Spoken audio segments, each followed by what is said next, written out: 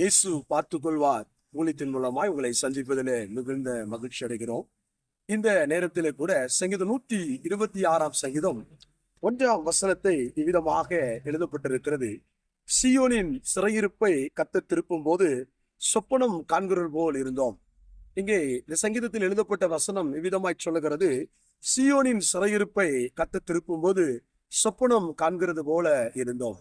இந்த 126 சங்கீதம் முழுவதும் நீங்கள் வாசிப்பீர்களானால் வேதனை நிறைந்த ஒரு வாழ்க்கையிலிருந்து மீட்கப்படுகிற ஒரு மனிதன் எவ்விதமாக காணப்படுவான் என்பதை தான் இந்த சங்கீதத்தில் காணப்படுகிறது. இஸ்ரவேல் ஜனங்கள் பாபிலோனிலே சிறையிருப்பிலே சிக்கிக் கொள்ளும் பொழுது வெளியே வர முடியாத ஒரு பெரிய சூழ்நிலை இஸ்ரவேல் ஜனங்களுக்கு காணப்படுகிறது.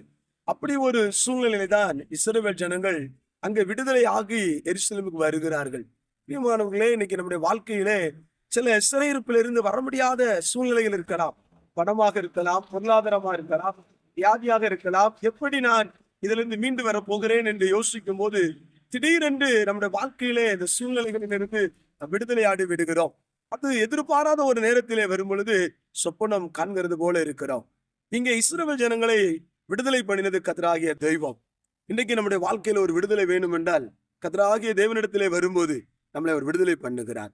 ஒருவேளை இஸ்ரவேல் ஜனங்களுக்கு அது சொப்பனங்களை காண்கிற போல இருக்கலாம்.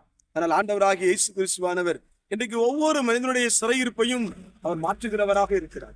உங்க வாழ்க்கையில என்ன சிறையிருப்பு இருந்தாலும் இந்த 126 சங்கீதத்தை நீங்கள் வாசித்து அதை தியானிப்பீர்களானால் அங்கே ஒரு வசனம் விதமாய் சொல்லுகிறது.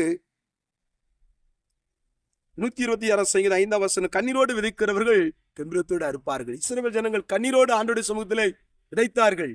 அந்த கண்ணீரோடு விதைத்த விதைகளுக்கு பலன் அவர்கள் கம்பீரமாய் அறுக்கிறார்கள். அவர்கள் சந்தோஷமாக அந்த சிறையிருப்பிலிருந்து வெளியே வருகிறார்கள்.